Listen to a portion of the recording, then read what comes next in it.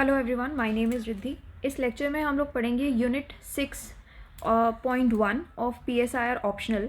अच्छा, एक चीज़ है यहाँ पर, ये यूनिट 6.1 हमने इसलिए नाम दिया है इसका बिकॉज़ ये एक सेपरेट टॉपिक है, एक एंटायरली सेपरेट यूनिट बनाई है हमने। और ये ऐसा टॉपिक है जो सिलेबस में तो नहीं दिया हुआ, बट इससे UPSC क्वेश्चन पूछ रहा है। ठीक है, तो अगर आप उस पॉइंट ऑफ व्यू से देखते हो तो आपको वो सारे टॉपिक्स कवर करने हैं जो UPSC इन दी एंड पूछ रहा है। क्योंकि ठीक है, सिलेबस में है बहुत सारे टॉपिक्स, बट ये एज इन पर्टिकुलर एक टॉपिक सिलेबस का पार्ट तो नहीं है, बट UPSC सिंस क्वेश्चन पूछ रहा है तो आपको करके जाना है ये। तो ऑल्दो जितनी भी यूनिट्स आएंगी या जितने भी टॉपिक्स आएंगे, मैं टॉपिक बाय टॉपिक आपको ये बताती जा रही हूँ। इनफैक्ट हर एक लेक्चर में मैंने बताया है कि कौन सा टॉपिक इंपॉर्टेंट है, कौन सा इतना इंपॉर्टेंट नहीं है, और कौन से टॉपिक्स में से या कहाँ कहाँ से UPSC क्वेश्चंस पूछ रहा है। तो वो सारे ही टॉपिक्स हम लोग कवर कर रहे हैं। ठीक है, so you need not worry about it. हम लोग हर एक टॉपिक, हर एक छोटे से छोटा टॉपिक हो, चाहे जो भी UPSC ने क्वेश्चन पूछा हुआ है, वो सब हम लोग कवर कर रहे हैं यहाँ पर। तो यूनिट 6.1 जो है वो है थ्योरीज ऑफ पॉलिटिकल कल्चर और पॉलिटिकल सिस्टम्स। ये हम लोग पढ़ने वाले हैं। इसमें पॉलिटिकल कल्चर के ऊपर 2 क्वेश्चंस पूछे गए हैं। बहुत ज़्यादा डिफ़िकल्ट क्वेश्चंस नहीं है, बहुत ही स्ट्रेट फॉरवर्ड क्वेश्चंस हैं। फॉर एग्जांपल 2007 का एक क्वेश्चन है, political process in a country is merely the manifestation of its political culture, elucidate. Then next 1999 का ये क्वेश्चन है, right impact of modernisation and new communication technologies on political processes of Afro Asian countries. अब ये जो questions पूछे जा रहे हैं पॉलिटिकल कल्चर या पॉलिटिकल सिस्टम से, ये क्वेश्चंस बहुत ही सिंपल हैं ऑल्दो, बट थोड़ा सा इसको हम लोग थोड़ा पुराने टाइम में जाना पड़ेगा इसको समझने के लिए। क्वेश्चन बहुत ज़्यादा डिफ़िकल्ट नहीं है, बहुत ही स्ट्रेट फॉरवर्ड क्वेश्चन है। अगर आप देखोगे इसमें बेसिकली यही पूछा हुआ है कि जो भी हमारे जैसे अलग अलग कल्चर्स होते हैं, अगर हम इंडिया में भी रहते हैं, इंडिया में भी हर इंसान का एक अलग अलग कल्चर है। आपका कल्चर हो सकता है मेरे कल्चर से अलग हो, तो हमारे अलग अलग कल्चर्स मिला के हमारे पॉलिटिकल प्रोसेस जितने भी होते हैं हमारी कंट्री में, उसका मैनिफेस्टेशन है बेसिकली। तो ये पूरी बात की गई है यहाँ पर। तो हम लोग यहाँ पर पॉलिटिकल कल्चर, पॉलिटिकल सिस्टम्स, ये कैसे वर्क करता है, ये हम डिस्कस करेंगे। और दूसरा क्वेश्चन में सिंपल यही पूछा गया है कि मॉडर्नाइजेशन और न्यू कम्युनिकेशन टेक्नोलॉजी का इम्पैक्ट क्या रहा है, जो भी पॉलिटिकल प्रोसेसेस देखे गए हैं एफ्रो एशियन कंट्रीज़ में, उनके ऊपर मॉडर्नाइजेशन, न्यू कम्युनिकेशन टेक्नोलॉजीज़ का क्या इम्पैक्ट है। ये बहुत ही सिंपल चीज़ें हैं, तो हम लोग डिस्कस करने वाले हैं अब ये। अच्छा, यहाँ आप देख सकते हो, ये UPSC का ऑफिशियल साइट से ये सिलेबस लिया गया है। तो यहाँ पर आप देख सकते हो पेपर 1 में आपकी जो यूनिट्स है, मैं आपको बता देती हूँ कौन कौन सी कवर हो चुकी हैं already. Political theory, meaning and approaches, ये हम कर चुके हैं। थ्योरीज ऑफ स्टेट कर चुके हैं, जस्टिस कर चुके हैं, इक्वालिटी, राइट्स, डेमोक्रेसी, ये हो चुका है। बीच में एक और यूनिट हमने यहाँ पर ऐड की थी, यूनिट 2.1 करके, जिसमें अगेन ऐसे टॉपिक्स हमने कवर किए हैं जो UPSC पूछ तो रहा है बट सिलेबस का पार्ट नहीं है, इसीलिए हमें एक अलग से यूनिट बना के उसको डिस्कस करना पड़ा, जो कि आपको करने हैं बिकॉज ये छोड़ के नहीं जाना है। क्योंकि UPSC यहाँ से क्वेश्चन पूछ रहा है, चाहे सिलेबस में हो चाहे ना हो। आप प्रीवियस ईयर क्वेश्चंस अगर देखोगे आपको समझ में आ जाएगा कि UPSC इन दी एंड पूछ क्या रहा है, क्योंकि हमें एग्ज़ाम में बेसिकली जो क्वेश्चंस आ रहे हैं इन दी एंड तो वही आंसर करना है ना। तो ठीक है, सिलेबस में हम जितना है वो सारा तो कवर करेंगे ही, साथ में एक्स्ट्रा और जो क्वेश्चंस पूछे जा रहे हैं या कुछ ऐसे टॉपिक्स हैं जिसमें से रिपीटेडली UPSC पूछ रहा है, वो हम कवर करेंगे। ठीक है, अब यहाँ पर डेमोक्रेसी के बाद सीधा यहाँ पर आता है कंसेप्ट ऑफ पावर। ठीक है, पॉलिटिकल आइडियोलॉजीज़ हैं, इंडियन पॉलिटिकल थॉट है, वेस्टर्न पॉलिटिकल थॉट है। तो यहाँ पर एक चीज़ मिसिंग है जो कि डेमोक्रेसी कहीं भी नहीं है सिलेबस में, वो ये टॉपिक है पॉलिटिकल कल्चर, पॉलिटिकल सिस्टम वाला। ठीक है, इसी वजह से हमने यहाँ पर ये यूनिट 6.1 एक एक्स्ट्रा यूनिट ऐड करके हम लोगों ने बनाया है, सो दैट आपको ये पता रहे कि यहाँ से UPSC क्वेश्चन पूछ रहा है तो ये टॉपिक भी आपको कवर करके जाना है, ये छोड़ना नहीं है। ऑलराइट, अब हम यहाँ पर आते हैं अपने टॉपिक पर। इंट्रोडक्शन, सबसे पहले कोई भी आंसर स्टार्ट करने से पहले आप लिखोगे कि वो चीज़ है क्या, जो क्वेश्चन पूछा हुआ है क्या, मतलब क्या है, डेफिनेशन क्या है, उसका मीनिंग क्या है। तो पॉलिटिकल कल्चर, लुसियन पाए के वर्ड्स में अगर मैं आपको बताऊं तो पॉलिटिकल कल्चर एक सेट ऑफ एटीट्यूड्स है कि जब भी सबका अलग अलग कल्चर होता है, अग्री। अब यहाँ पर क्या होता है कि हर एक इंसान का अलग अलग एटीट्यूड रहेगा, अलग बिलीफ रहेंगे, अलग सेंटिमेंट्स रहेंगे। तो जब सबके अलग अलग एटीट्यूड, बिलीफ, सेंटिमेंट्स हो गए तो सबका जो नज़रिया होगा वो भी अलग रहेगा, उनके जो डिसीजंस होंगे वो भी अलग रहेंगे, उनकी जो पॉलिटिकल प्रेफरेंसेस होंगी वो भी अलग रहेंगी। तो यही सारी चीज़ें मिल कर के आपको आपके जितने भी पॉलिटिकल प्रोसेस होते हैं, जो भी पॉलिटिकल सिस्टम में जो जो कुछ भी चलता है, उन चीज़ों को ये शेप करती हैं। तो पॉलिटिकल कल्चर बेसिकली होता क्या है, वो एक सेट ऑफ एटीट्यूड्स, बिलीफ और सेंटिमेंट्स है जो कि एक पॉलिटिकल प्रोसेस को ऑर्डर और मीनिंग प्रोवाइड कर देता है, ठीक है। और साथ ही साथ जो भी अंडरलाइंग एजम्पशंस हैं, रूल्स हैं, जो कि एक पॉलिटिकल सिस्टम में जो भी पॉलिटिकल सिस्टम के अंदर का बिहेवियर है उसको गवर्न करने में हेल्प करते हैं, वो सारी चीज़ें ये प्रोवाइड करता है। तो पॉलिटिकल कल्चर, पॉलिटिकल प्रोसेस आप कह सकते हो, ये दोनों ही चीज़ें एक दूसरे को कॉम्प्लीमेंट करती हैं इस तरीके से। तो ये जो एक्सप्रेशन है पॉलिटिकल कल्चर का, ये पॉलिटिकल साइंस में last half of the century में इंट्रोड्यूस किया गया था अमेरिकन रिसर्च के वर्क्स में। Gabriel A Almond and Bingham G Powell, इन्होंने 1966 में ये लिखा था कि political culture is the pattern of individual attitudes and orientations towards politics among the members of the political system. Simple वही चीज़ एक्सप्लेन की हुई है, ठीक है, बस शब्द अलग हो गए हैं, मतलब वही सेम है कि पॉलिटिकल कल्चर जो है वो जितने भी इंडिविजुअल एटीट्यूड्स है या फिर उनके जो ओरिएंटेशंस हैं, जो प्रेफरेंसेस हैं पॉलिटिक्स की तरफ, उनके जो ओरिएंटेशन है पॉलिटिक्स की तरफ, जितने भी मेंबर्स हैं पॉलिटिकल सिस्टम के, तो उसका पैटर्न को समझने का नाम है बेसिकली पॉलिटिकल कल्चर। अब यहाँ पर ये बताया गया है पॉलिटिकल कल्चर कैसे एक्सप्रेस किया जाता है। जितने भी हमारे पॉलिटिकल एजेंट्स होते हैं, तो सबसे पहले हम ये जानेंगे कि पॉलिटिकल एजेंट्स होते कौन हैं। जैसे कि आपके स्टेट की बॉडीज़ हो गई, स्टेट की पार्टीज़ हो गई, अलग अलग प्रेशर ग्रुप्स हो गए, पॉलिटिकल लीडर्स हैं आपके, फिर आपके सिटीजन्स का जो भी इलेक्टोरल बिहेवियर रहता है, जैसे अभी के बिहेवियर के हिसाब से आप कौन सी पार्टी को वोट देने वाले हो, मेजॉरिटी सिटीज़न कौन सी पार्टी को वोट देने वाले हैं, वो चीज़ें डिफ़र कर सकती हैं। तो ऑल इन ऑल सारी चीज़ें मिल के, सारी बॉडीज़, सारी parties, pressure groups, political leader, citizens, ये सब सिटीजन्स का इलेक्टोरल बिहेवियर सब कुछ मिल कर के बनाते हैं पॉलिटिकल एजेंट्स। हम लोग सब पॉलिटिकल एजेंट्स हैं, ठीक है। तो हमारे एक्शंस के थ्रू आपका पॉलिटिकल कल्चर एक्सप्रेस होता है। हम लोग ही डिसाइड करते हैं कि पॉलिटिकल कल्चर कैसा होता है। अब बहुत सारे series of historical political actions चलते जाते हैं जो कि एक पूरे एंटायर कल्चर को रेफ़र भी करते हैं, ठीक है। तो एक series of historical political action चलते आ रहे हैं जो कि एक पूरे कल्चर को रेफ़र करते हैं। तो पॉलिटिकल कल्चर इन पर्टिकुलर अगर देखा जाए तो उसको रेफ़र करते हैं, जो कि पॉलिटिकल एजेंट्स के थ्रू मास्टर किया गया है, जिससे अलग अलग स्टाइल ऑफ पॉलिटिकल एक्शन निकल के आता है। फॉर एग्ज़ाम्पल, इसका सबसे अच्छा एग्जाम्पल मैं आपको दे सकती हूँ। आप जब भी कोई भी पॉलिटिकल पार्टी को देखते हो ना, तो एक आपके माइंड में कुछ तो सेट ऑफ आइडिया रहता है कि ये पॉलिटिकल पार्टी जो है एक्सट्रीमिस्ट है, या ये पॉलिटिकल पार्टी जो है वो मॉडरेट है, या फिर ये पॉलिटिकल पार्टी जो है वो बस नाम की पॉलिटिकल पार्टी रह गई है, ठीक है, या ये पॉलिटिकल पार्टी जो है ये पर्टिकुलर रिलीजन को ज़्यादा सपोर्ट करती है, ये पॉलिटिकल पार्टी इस पर्टिकुलर रीजन को सपोर्ट करती है, पार्टी ए, पार्टी बी। तो आप जब भी कोई भी ऐसी पॉलिटिकल पार्टी के बारे में सोचते हो, आपको कोई ना कोई एक set of idea, set of आपकी एक इमेज आती है आपके माइंड में कि ये पार्टी जो है वो इस टाइप की है, ठीक है। तो ये क्या होता है, ये पूरे एंटायर कल्चर को रिप्रेजेंट कर दिया, एक पूरे एंटायर एक कल्चर बना दिया वो चीज़, ठीक है। तो एक पूरा एंटायर कल्चर को रेफ़र कर दिया, जैसे हम basically political culture in particular political culture को रेफ़र कर दिया। अब ये पार्टी लेके कौन आया पावर में? हम लोग, ये सारी चीज़ें, हम पॉलिटिकल एजेंट्स, जिसमें स्टेट की बॉडीज़ भी आती हैं, वो पार्टीज़ भी आती हैं, अलग अलग हर टाइप की पार्टी आती है। ज़रूरी नहीं है जो पार्टी जीती है वो वही आती है, जो पार्टी हारी है वो भी आती है, क्योंकि हारने वाली पार्टी भी किसी ना किसी रीज़न की वजह से ही हारी होगी। फिर प्रेशर ग्रुप्स भी आते हैं, पॉलिटिकल लीडर्स भी आते हैं। आपका हो सकता है पार्टी ए का लीडर पार्टी बी के लीडर से ज़मीन आसमान का अंतर हो दोनों में। अब सिटीज़न, हम लोगों का इलेक्टोरल बिहेवियर, ये एक मेन चीज़ होती है जो डिसाइड करती है, ठीक है, कि क्या हमारा पॉलिटिकल कल्चर, कौन सा पॉलिटिकल कल्चर हावी रहेगा हमारे सोसाइटी में। पॉलिटिकल कल्चर को शेप कर दिया बेसिकली।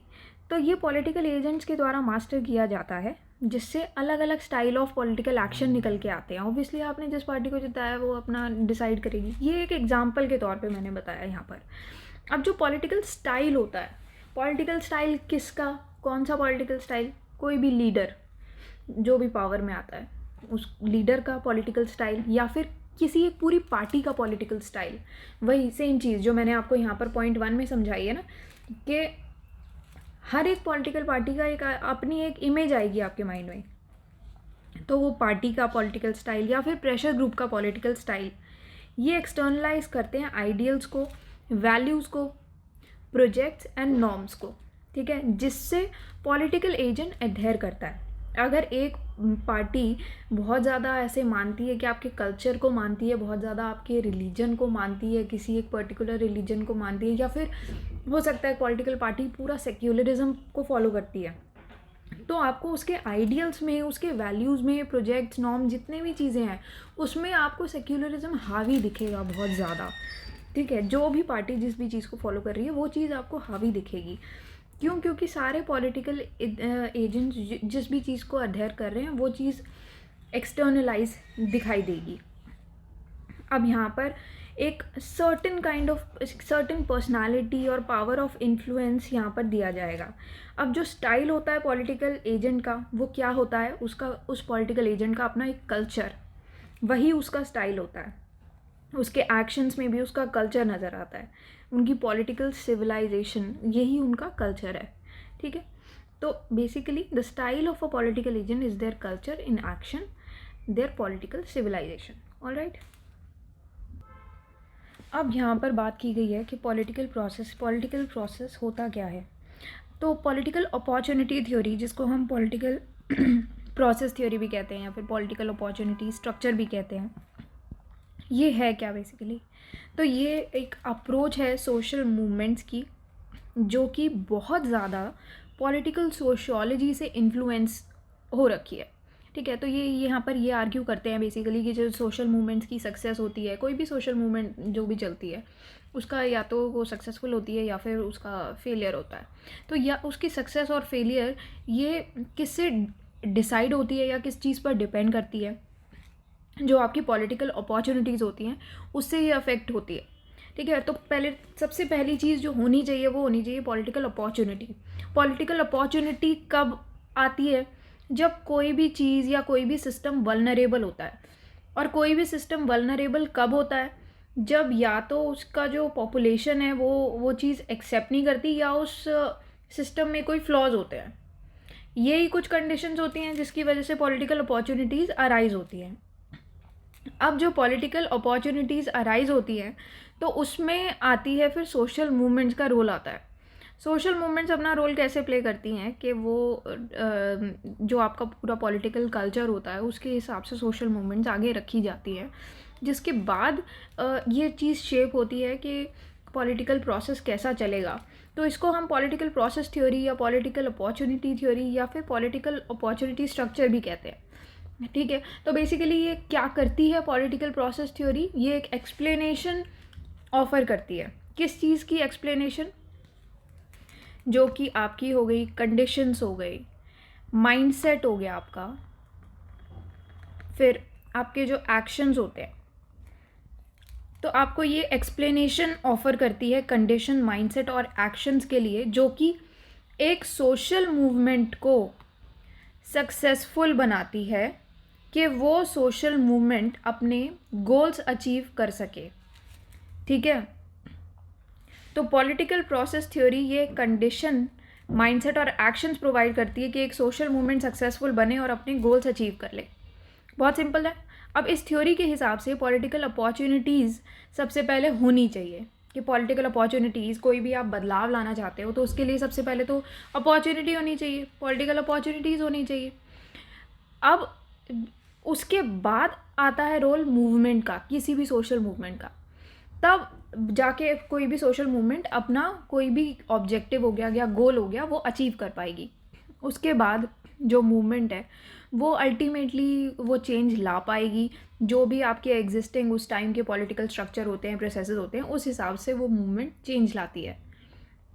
अब यहाँ पर ये जो पूरी पॉलिटिकल प्रोसेस थ्योरी है, ये इसको सोशल मूवमेंट्स की एक कोर थ्योरी माना जाता है कि कैसे ये मोबिलाइज़ करती हैं, मतलब कि कैसे ये काम करती हैं चेंज को लाने के लिए। अब अगर मैं यहाँ से ये कंटेंट से हट के आपको थोड़ा सा इन्फॉर्मेशन दे दूँ, तो इसमें क्या था कि यूएस में कुछ सोशियोलॉजिस्ट काम कर रहे थे उस 1970s 1980s के टाइम पर। तब ये theory, political process theory develop की गई थी। क्यों डेवलप की गई थी? उस टाइम बहुत सिविल राइट्स हो रहे थे, एंटी वॉर हो रहा था, और स्टूडेंट्स मूवमेंट चली थी 1960s में। आप थोड़ा सा पढ़ सकते हो इसके बारे में अलग से। तो इन सब चीज़ों के रिस्पॉन्स में ये पॉलिटिकल प्रोसेस थ्योरी लाई गई थी। ठीक है, तो ये चीज़ हुई थी। अब जब ये थ्योरी आई थी, जब जब भी ये थ्योरी का डेवलपमेंट हुआ था, जैसे मैंने आपको बताया कि 1970s 80s में ये थ्योरी लाई गई थी सोशियोलॉजिस्ट के द्वारा। पर ये थ्योरी के आने से पहले भी तो सोशल मूवमेंट्स रही होंगी, है ना? तो जब सोशल मूवमेंट्स इस थ्योरी से पहले रही थी, तब वहाँ पर सोशल साइंटिस्ट जितने भी थे, वो ये सोशल मूवमेंट्स के जितने भी मेंबर्स होते थे या जो भी लोग सोशल मूवमेंट्स में पार्टिसिपेट करते थे, उनको ऐसे माना जाता था कि ये तो इरेशनल लोग हैं या पागल लोग हैं, क्रेजी लोग हैं, और उनको डिविएंट्स माना जाता था, रादर देन उनको पॉलिटिकल एक्टर्स नहीं देखा जाता था। मतलब ठीक है, पॉलिटिकल एक्टर्स की तरह नहीं देखा जाता था कि कुछ चेंज अच्छा लाने वाले हैं हमारे लिए, या पॉलिटिकल प्रोसेस में कुछ चेंज लाएंगे, कुछ अच्छा चेंज लाएंगे, वो नहीं माना जाता था। इनको डिविएंट्स माना जाता था कि मतलब डिविएट कर रहे हैं अपने मेन मोटिव से, कुछ गलत कर रहे हैं। इरेशनल माना जाता था कि इनको तो पता ही नहीं है, कुछ भी कर रहे हैं, या क्रेजी माना जाता था। अब फिर विद टाइम जब रिसर्च हुई, पॉलिटिकल प्रोसेस थ्योरी ने इस व्यू को खारिज किया, और जितने भी आपके एलिटिस्ट थे, रेसिस्ट थे, पेट्रियार्कल रूट्स थे, जो भी पूरे सिस्टम को परेशान करने वाली चीज़ें थी, जो वल्नरेबल चीज़ें आ रही थी, जो भी फ्लॉज थे, उसको एक्सपोज किया इन लोगों ने। तो तब से जाके फिर ये जो पॉलिटिकल प्रोसेस थ्योरी है, ये काम में लाई गई है। तो अगेन ये जो चीज़ें हैं, पॉलिटिकल अपॉर्चुनिटीज़ सबसे इम्पॉर्टेंट एस्पेक्ट माना गया है पॉलिटिकल प्रोसेस थ्योरी का, क्योंकि इस थ्योरी के हिसाब से पॉलिटिकल अपॉर्चुनिटीज़ के बिना तो सोशल मूवमेंट हो ही नहीं सकती ना, इम्पॉसिबल है। क्योंकि पॉलिटिकल अपॉर्चुनिटीज़ या फिर जो भी अपॉर्चुनिटीज़ आती है इंटरवेंशन और चेंज के लिए, जो भी पॉलिटिकल सिस्टम एग्जिस्ट कर रहा होता है उसके अंदर इंटरवेंशन चेंज लाया जाता है, उसके लिए सबसे पहले अपॉर्चुनिटीज़ का होना तो ज़रूरी होता है। और अपॉर्चुनिटीज़ कैसे आती हैं? जब भी सिस्टम वल्नरेबिलिटीज़ अगेन एक्सपीरियंस करता है। अब वल्नरेबिलिटीज़ भी किसी ना किसी रीज़न की वजह से ही आती है। ठीक है, जब भी आपकी लेजिटिमेसी का क्राइसिस हो जाता है, जहाँ पर पॉपुलेशन जो है वो किसी भी सोशल इकोनॉमिक कंडीशन को सपोर्ट नहीं करती, या फिर कोई भी ऐसी चीज़ जो कि सिस्टम मेंटेन कर रहा है और पॉपुलेशन सपोर्ट नहीं कर रही है, तो वहाँ पर आपकी वल्नरेबिलिटीज़ आ जाती हैं। वहाँ पर वो चीज़ आ जाती है कि क्राइसिस हो गया लेजिटिमेसी का। तो इसीलिए अभी अपॉर्चुनिटीज़ जो है वो आनी सबसे ज़्यादा बहुत ज़रूरी होती है। उसके बाद ही आप कुछ भी चेंज ला सकते हैं। अब यहाँ पर क्या बात की गई है कि पॉलिटिकल प्रोसेस जितने भी होते हैं किसी भी नेशन स्टेट के, वो कॉम्प्लीमेंट्री होते हैं पॉलिटिकल कल्चर्स से।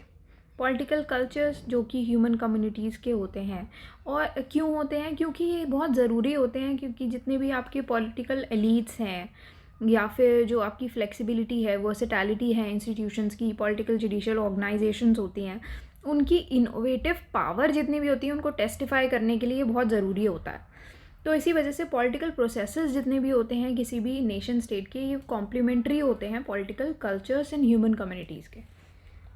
अब इसी सेम तरीके से पॉलिटिकल कल्चर्स अलग अलग सोसाइटीज़ के, वो भी अलग अलग वेरी करते हैं स्पेस और टाइम के हिसाब से। आज से आप 50 साल पहले का पॉलिटिकल कल्चर देखोगे, आज के पॉलिटिकल सिस्टम से बहुत ज़्यादा अंतर आ जाएगा उसमें। अब ये जो पूरा मोज़ाइक क्रिएट किया गया है ना, जितने भी पॉलिटिकल कल्चर्स, अलग अलग पॉलिटिकल कल्चर्स के एग्जिस्टेंस और कंपटीशन की वजह से, इसको एक बहुत मेजर फैक्टर माना जा सकता है पॉलिटिकल सोसाइटी की प्रोग्रेस के लिए। जितने भी डिफरेंट पॉलिटिकल कल्चर्स एग्जिस्ट करेंगे, उतना ज़्यादा अच्छा होगा किसी भी सोसाइटी की प्रोग्रेस और डेवलपमेंट के लिए।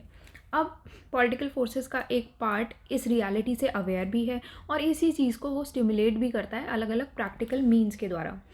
अब एक कॉमन पार्लेंस में अगर हम बात करते हैं, तो पॉलिटिकल कल्चर बेसिकली एक रिप्रेजेंटेटिव पैरामीटर है पूरे network of orientations, attitudes, convictions और वैल्यूज़, जिसके द्वारा एक इंडिविजुअल पॉलिटिकल सिस्टम से रिलेट करता है, जो कि बेसिकली एक इंडिकेशन होता है साइकोलॉजिकल डायमेंशंस का, जो कि इन अदर वर्ड्स मैनिफेस्ट करता है पॉलिटिकल प्रोसेस को। तो आपका ये आंसर जो है ना कि आपका जो पॉलिटिकल कल्चर है is basically the manifestation of political process, ये आंसर आपका पूरी तरीके से जस्टिफाई होता है, जो कि 2007 में पूछा गया था। Political process in a country is merely the manifestation of its political culture इल्यूसिडेट। तो ये अब आपका आंसर बन गया। अब नेक्स्ट टॉपिक है हमारा impact of modernisation and new communication technologies on political process of Afro Asian countries. ये हम लोग पढ़ेंगे नेक्स्ट लेक्चर में, जो कि which is part of paid course. And if you want to access this course, paid course अगर आपको चाहिए तो आप वेबसाइट विजिट कर सकते। This is our website synopsisis.in। यहाँ पर आप ऑप्शनल कोर्सेज में जाओगे, PSIR ऑप्शनल में, तो आपको यहाँ PSIR ऑप्शनल क्लासरूम में आपको मिल जाएगा 2021, 22, 23 तीनों साल के लिए टेस्ट सीरीज़, फाउंडेशन, जो भी आपको चाहिए आप यहाँ से परचेज़ कर सकते हैं। एंड बाकी नेक्स्ट टॉपिक हम लोग नेक्स्ट लेक्चर में पढ़ेंगे। So that's all for today and thank you for watching the lecture.